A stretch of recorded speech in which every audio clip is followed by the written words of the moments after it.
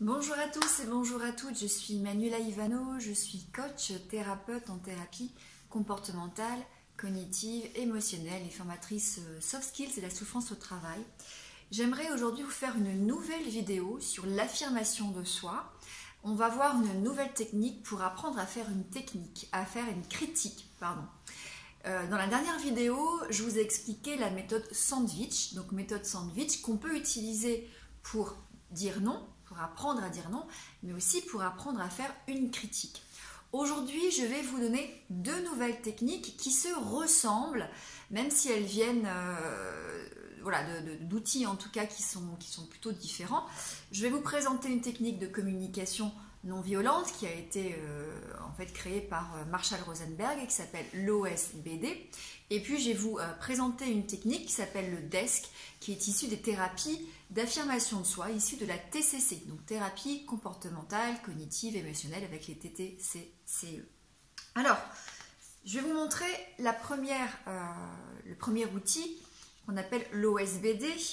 Et pour vous expliquer l'OSBD, je vais vous montrer, voilà, ce petit personnage où on voit la tête, le cœur, le corps et les jambes. Et en fait, à chaque partie du corps représente une action ou en tout cas une façon de verbaliser sa critique. Alors, OSBD, ça veut dire quoi? C'est un acronyme qui veut dire observation, sentiment, donc le cœur, besoin, mon besoin et la demande. En fait, l'OSBD est intéressant parce qu'en fait, on peut s'en servir pour faire une critique, mais aussi pour faire une demande. C'est-à-dire que suite à la critique, on va peut-être émettre une demande derrière. Donc, c'est une technique qui peut servir à la fois pour la critique, à la fois pour une demande. Observation, c'est ce que j'observe, ce que je constate. Donc, ce sont des faits. Des faits, ce ne sont pas des opinions, ce ne sont pas des jugements. Les faits ne sont pas discutables. Ils ont été constatés à travers les sens, ce que j'ai vu, ce que j'ai entendu, ce que j'ai pu peut-être sentir. En tout cas, ce sont des événements qui sont indiscutables et qui sont indéniables, sur lesquels on ne peut pas revenir. Alors qu'un jugement d'opinion, un jugement de valeur, c'est quelque chose qui est discutable puisqu'il ne s'appuie pas justement sur des faits incontestables. Donc la première chose, c'est j'observe les faits.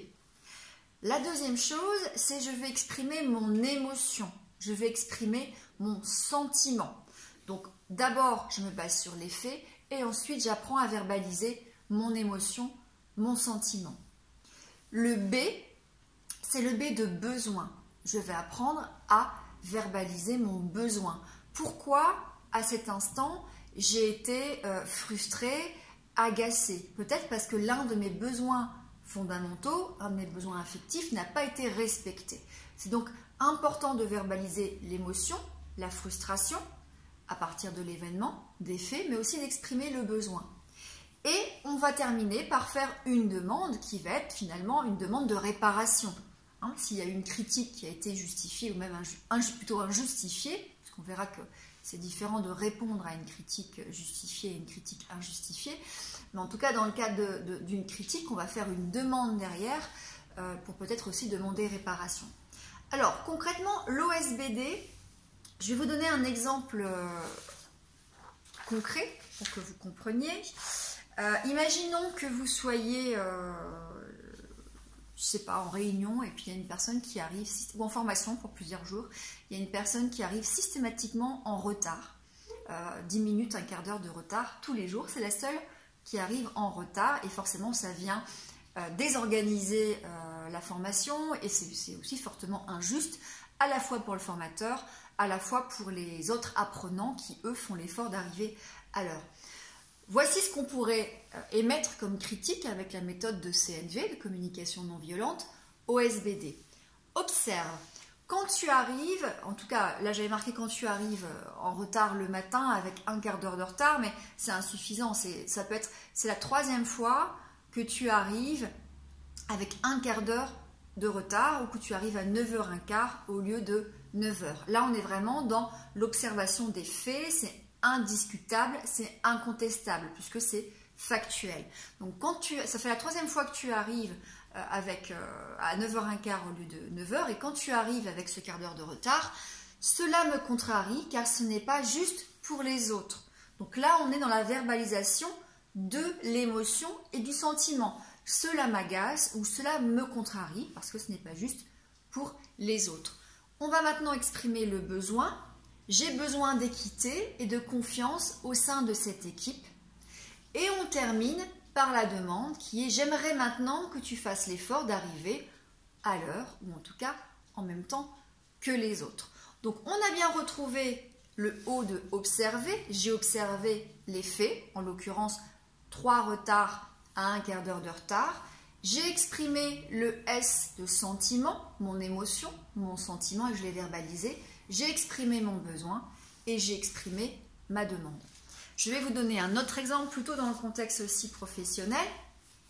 Lors de la dernière réunion, tu as valorisé le travail de Pierre sur le dossier Dupont ou machin, et tu n'as pas évoqué ma contribution. Là, on est sur l'observation du fait. C'est incontestable, tu as effectivement valorisé un tel et tu ne m'as pas évoqué, en tout cas tu n'as pas évoqué ma contribution. Je me suis sentie découragée, on est là sur la verbalisation du sentiment de l'émotion, car j'ai besoin de me sentir utile et contributif au sein de l'équipe. Là on a vraiment la verbalisation de mon besoin. N'oubliez pas qu'en affirmation de soi, je le répète, si vous n'avez pas vu les vidéos précédentes, dans ce cas-là, vous pouvez retourner voir les vidéos précédentes, c'est j'ai mes besoins, tu as tes besoins, j'estime que mes besoins ont de la valeur, j'estime que tes besoins ont de la valeur. Notre relation doit se faire d'égal à égal. D'accord? Donc j'exprime mon besoin qui est de me sentir utile au sein de l'équipe et je finis par la demande. J'apprécierais vraiment que tu penses à mentionner aussi ma participation à l'avenir. Alors, cette méthode OSBD, elle est très efficace. Par contre, c'est vrai qu'au début, elle demande un peu d'abord de compréhension, et de savoir repérer l'ordre, OSBD, donc observation, sentiment, besoin, demande, et ensuite de s'entraîner à le faire. Au début, ça va vous sembler pas très naturel. Ou assez compliqué, puisque vous allez devoir forcément réfléchir, y penser, vous rappeler les étapes et puis voilà, savoir ce que vous allez dire. C'est tout à fait normal. Rappelez-vous quand vous avez commencé à apprendre à conduire, quand vous avez passé votre permis de conduire, au début c'était très compliqué de savoir passer les vitesses en même temps que les pédales, l'embrayage, vitesse numéro 1, numéro 2. Ça demandait beaucoup de concentration, c'était pas complètement naturel pour vous parce que vous étiez en apprentissage. Aujourd'hui, maintenant que vous l'avez pratiqué et pratiqué et pratiqué, vous n'y pensez même plus. D'accord? Vous êtes devenu inconsciemment compétent, c'est-à-dire que vous conduisez inconsciemment, vous n'avez plus besoin d'y réfléchir. C'est pareil avec toutes les techniques d'affirmation de soi. C'est un apprentissage, vous êtes en train de parler une nouvelle langue à laquelle vous n'êtes pas habitué. Donc la première fois, ça va être compliqué pour vous, vous allez devoir y réfléchir, vous allez devoir vous entraîner, et puis à force de le faire, et puis voir aussi peut-être les conséquences que ça a par effet de systémique dans les relations, en tout cas dans la communication interpersonnelle, vous allez voir que ça fonctionne. Sinon, on n'aurait pas inventé cette technique de communication non violente. Donc, première technique, l'OSBD. Retenez ce petit bonhomme-là. Voilà, la tête, le cœur, les besoins et la demande. Pour l'action, on a mis les jambes. Alors, une autre technique qui là est issue de la thérapie d'affirmation de soi, donc des TCC, mais qui est vraiment très très proche de la technique OSBD, c'est la technique DESC. D'accord? Je vais vous la montrer. Je ne sais pas si vous voyez bien. Donc DESC comme décrire les faits, le DESC, D comme décrire les faits, le E de émotion, S de trouver des solutions et C annoncer les conséquences de ces solutions. Alors, cet outil peut-être serait plus adapté dans le milieu professionnel, quoique je pense qu'on puisse aussi peut-être essayer de l'utiliser dans le contexte d'un contexte un peu plus personnel. Le principe est vraisemblablement très proche de l'OSBD, puisqu'on va commencer dans le D de desk à décrire les faits. Donc, quand tu arrives avec 5 minutes de retard tous les matins, je décris des faits, c'est indiscutable, c'est incontestable, d'accord? Le E de desk, c'est l'émotion, donc j'exprime à nouveau mon émotion, hein, comme dans la partie sentiment de l'OSBD. Je me sens, je m'inquiète, je me sens agacée, je me sens angoissée, etc. Et ensuite, le S de desk, c'est je propose une solution, d'accord? Donc là, ça peut être, je te propose de me prévenir si tu arrives en retard, ou en tout cas si tu dépasses 10 minutes de retard. Donc on propose des solutions. Et on termine par les conséquences et par la conclusion. Donc ça, c'est le C du desk. Donc C comme conséquence. Ainsi, nous pourrons éviter de perturber la formation, en tout cas le début de formation, et nous saurons que quelque part, tu vas arriver un peu plus tard. D'accord? Donc le desk regroupe le D de décrire les faits, le E d'émotion, le S de solution, le C de conséquences. On retrouve le D et le E qui sont très similaires dans la technique de l'OSBD, et la différence va se jouer sur la deuxième partie de l'acronyme, sur le S de solution et sur le C de conséquences, puisque là, plutôt que de faire une demande, on propose une solution et on explique pourquoi cette solution peut être quelque part un point d'accord et en tout cas maintenir une relation saine et de confiance.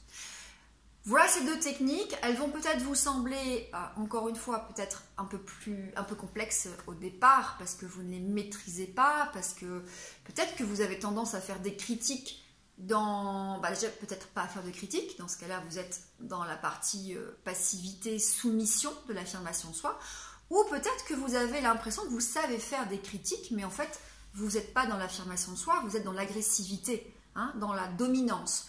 Quand on est dans la dominance, dans l'agressivité, on n'est pas dans l'affirmation de soi, puisqu'en fait, on ne considère pas avec respect les besoins de l'autre, on considère que l'on est plus important que l'autre. Donc, on se remet dans une posture d'égal à égal, on comprend les besoins de l'autre, on comprend effectivement peut-être que la personne a des raisons valables d'arriver en retard tous les matins, mais on exprime ses besoins de demande de respect, de considération et surtout d'équité pour le reste de l'équipe. Voilà, entraînez-vous, vous allez trouver plein d'informations sur Google sur la communication non violente, sur l'OSBD ou sur la méthode DESC. Essayez de décortiquer ça, essayez de vous entraîner, essayez de trouver des solutions, des situations où vous allez pouvoir faire une critique. Commencez par des critiques qui sont simples, peut-être avec vos enfants, peut-être avec vos conjoints, et puis petit à petit, vous allez pouvoir forcément passer à des situations un peu plus complexes, notamment dans le milieu professionnel. Alors l'intérêt de faire ça avec un thérapeute, c'est qu'on vous accompagne, on fait des jeux de rôle, on détermine des situations avec un niveau de stress et d'anxiété qui va être évolutif, et puis encore une fois, la technique en soi ne suffit pas. Il faut comprendre quelles sont les croyances qui se cachent derrière cette peur de s'affirmer ou d'être trop dans l'agressivité ou d'être pas assez dans l'affirmation de soi. Donc des croyances qui sont mais si je ne m'impose pas, en tout cas si je suis agressif, si je prends le dessus, ça veut dire que je serai respectée. C'est faux. En général, quand on a des gens qui sont trop agressifs et trop dominants, on ne les respecte pas, on les craint. La crainte n'est pas du respect. Les leaders ne sont pas craints, les leaders sont respectés. Si au contraire, vous ne vous exprimez pas suffisamment, vous ne serez pas entendu. D'accord? Donc, on apprend à identifier toutes ces croyances qui potentiellement viennent engendrer des pensées, des émotions et des comportements, soit de fuite, d'évitement de la relation, soit au contraire d'agressivité. Prenez soin de vous, j'espère que cette vidéo vous sera utile et à très bientôt.